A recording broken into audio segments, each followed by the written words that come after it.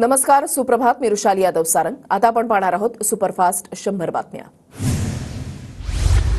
Supreme कोर्टाने तडीपार केलेला माणूस देशाचा गृहमंत्री, भ्रष्टाचाराचे सरदार अशी टीका करणाऱ्या शहांना पवारांचं प्रत्युत्तर.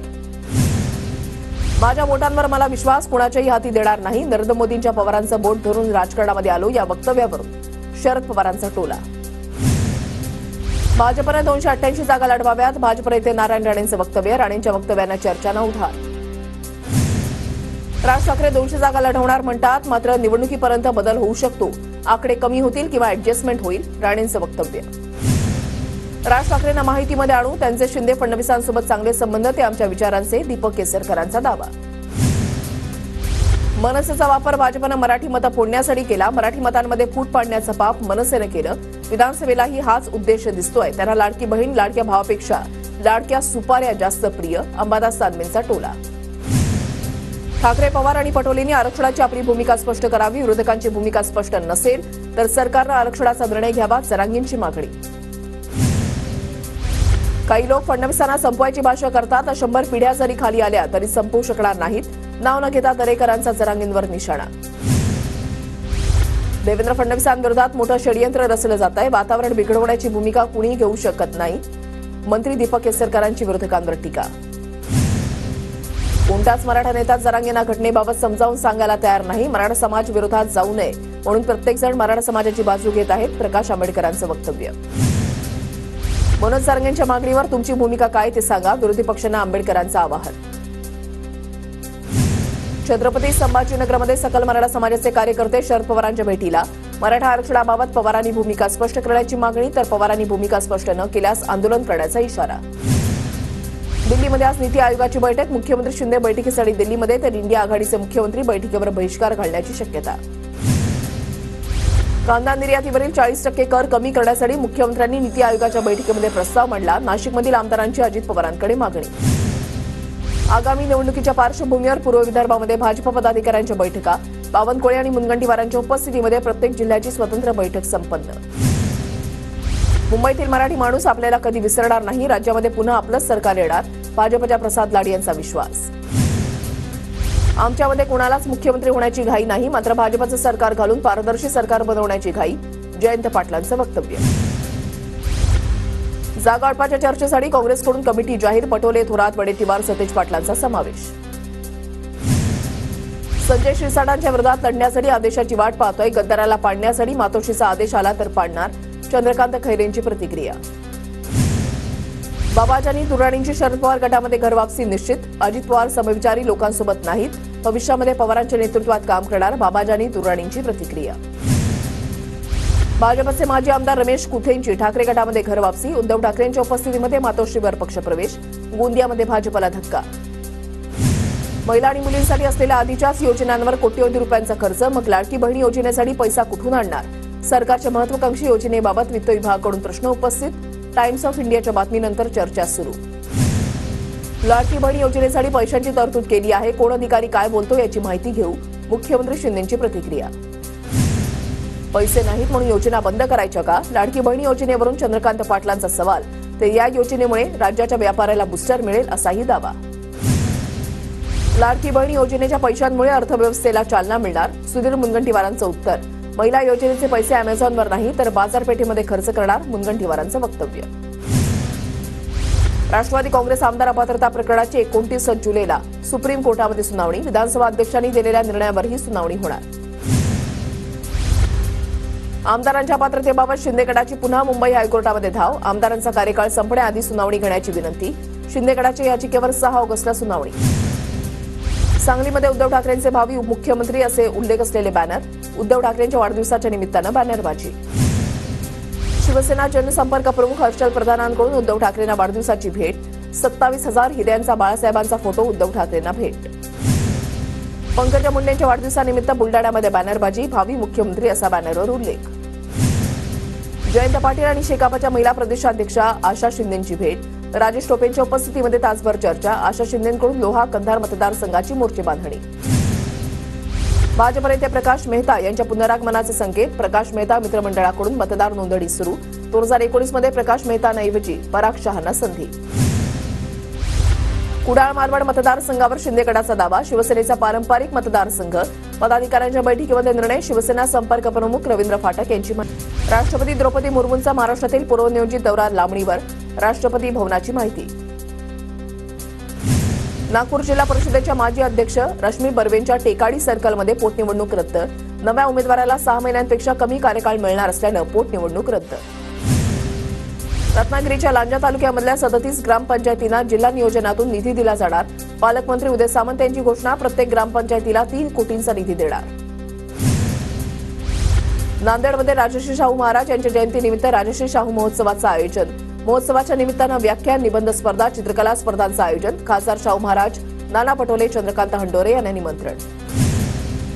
राज्यामध्ये पुढील 3 दिवस पाऊस विश्रांती घेण्याचा अंदाज. तर किनारपट्टी, घाटमाथा आणि विदर्भामध्ये तुरळक ठिकाणी मध्यम ते मुसळधार पावसाची शक्यता. सांगली जिल्ह्यामधल्या वाळवा तालुक्यातील कडेगाव भरतवाडी गावाला वारणा नदीच्या पाण्याचा विळखा. खबरदारी म्हणून नागरिकांकडून स्थलांतरण.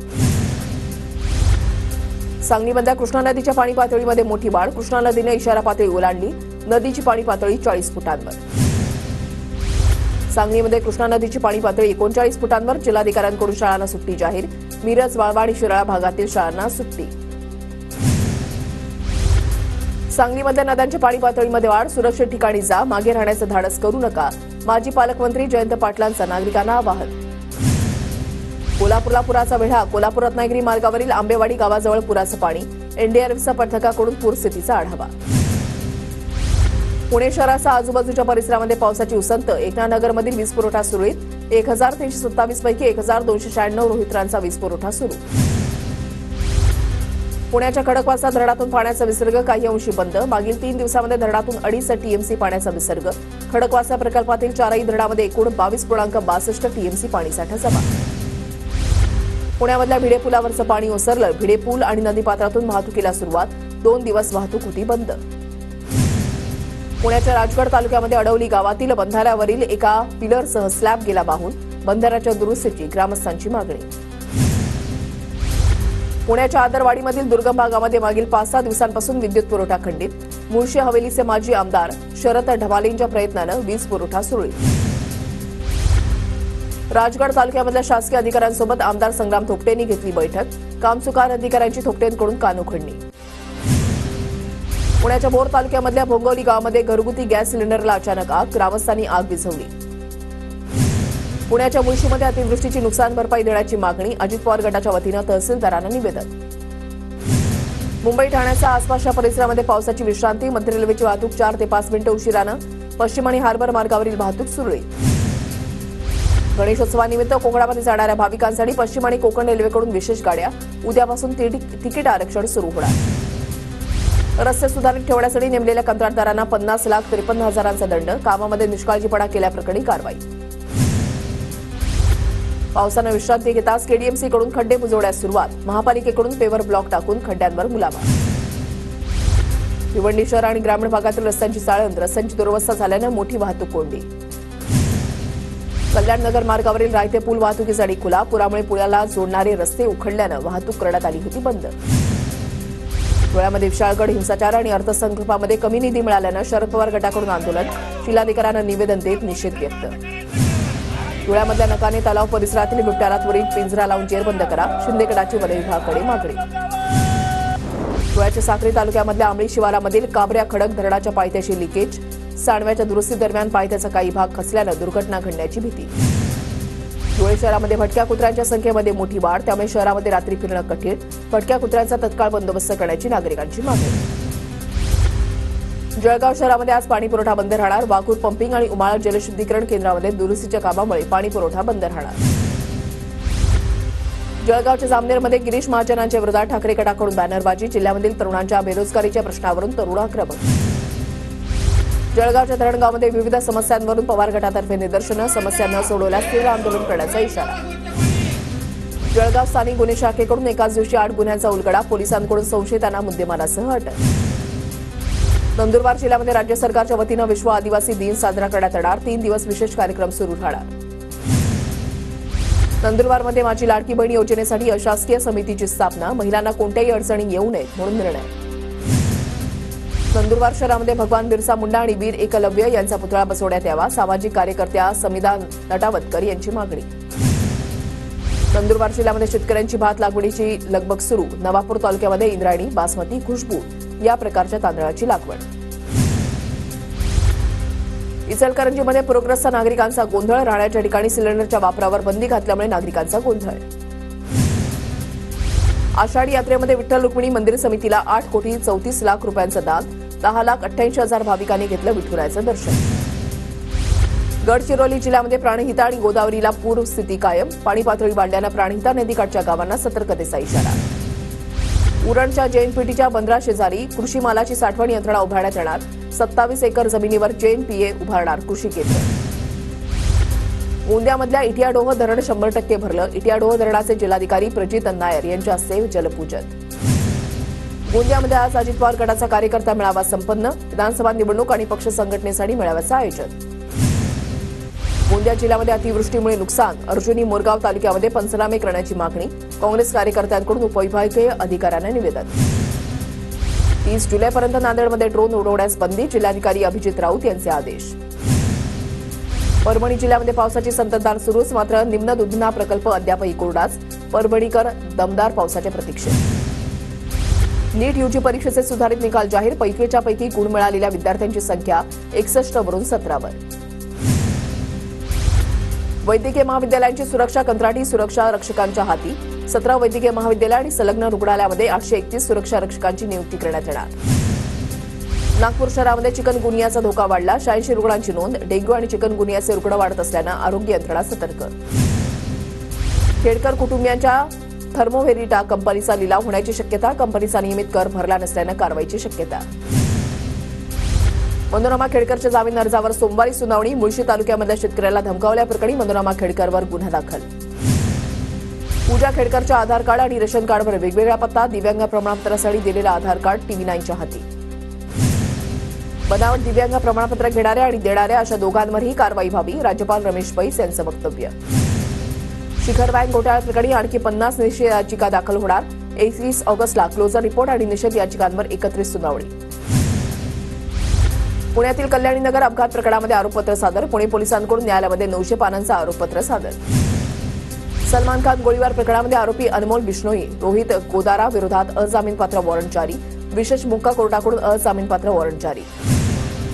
डॉक्टर नरेंद्र दाभोलकर हत्याकांडातील दोषींची हायकोर्टामध्ये याचिका. पुणे सत्र न्यायालयाकडून सचिन अंदुरे आणि शरद कळसकरला जन्मठेपेची शिक्षा. आता टोल प्लाझा बंद होणार. केंद्रीय मंत्री नितीन गडकरींचा मोठा निर्णय. वेळेची बचत करण्यासाठी सॅटेलाइट टोल कलेक्शन प्रणाली सुरू करण्याची घोषणा. गुजरातमध्ये पाईप गॅस कनेक्शनमध्ये जवळपास 2 लाखांची वाढ. पर्यावरणपूरक धोरणांद्वारे गुजरातमध्ये आर्थिक विकासाला चालना. बिहारमध्ये तनिष्क शोरूममधून 20 कोटींची लूट. 3 चोरट्यांनी शोरूममधील कर्मचारी आणि ग्राहकांना ओलीस ठेवलं होतं. अमेरिकन खासदार मार्को रुबियोंनी भारताला इतर मित्र राष्ट्रांप्रमाणेच दर्जा देण्यासंदर्भातील विधेयक मांडलं. भारताला नाटोसारखं महत्त्व द्यावं. पाकिस्तानला सुरक्षा मदत बंद करावी. अमेरिकन संसदेमध्ये मागणी. इस्रायलचे पंतप्रधान नेतन्याहू यांनी बायडेन कमला हॅरिस यांची घेतली भेट. युद्धामध्ये पाठिंबा दिल्याबद्दल US राष्ट्राध्यक्षांचे मानले आभार. फ्रान्सची राजधानी पॅरिसमध्ये ऑलिम्पिक स्पर्धेला सुरुवात. पॅरिसबरोबरच फ्रान्समध्ये 16 शहरांमध्ये स्पर्धा पार पडणार. भारतातून 117 खेळाडूंचं पथक ऑलिम्पिक स्पर्धांसाठी पॅरिसमध्ये. अॅथलेटिक्समध्ये 29, नेमबाजीमध्ये 21 तर हॉकीमध्ये 19 सदस्यीय पथक. फ्रान्सच्या हायस्पीड रेल्वे नेटवर्कवर मोठा हल्ला. पॅरिस ऑलिम्पिक उद्घाटन सोहळ्याआधी तोडफोडीच्या घटनेमुळे रेल्वे सेवेवर परिणाम. महिला आशिया चषकामध्ये बांगलादेशवर मात करत भारताचा फायनलमध्ये प्रवेश. 10 विकेट्स राखून भारताचा दणदणीत विजय. प्रो कबड्डी लीगच्या 11व्या मोसमातील खेळाडूंचा लवकरच लिलाव होणार. मुंबईमध्ये 15 आणि 16 ऑगस्टला लिलाव पार पडणार.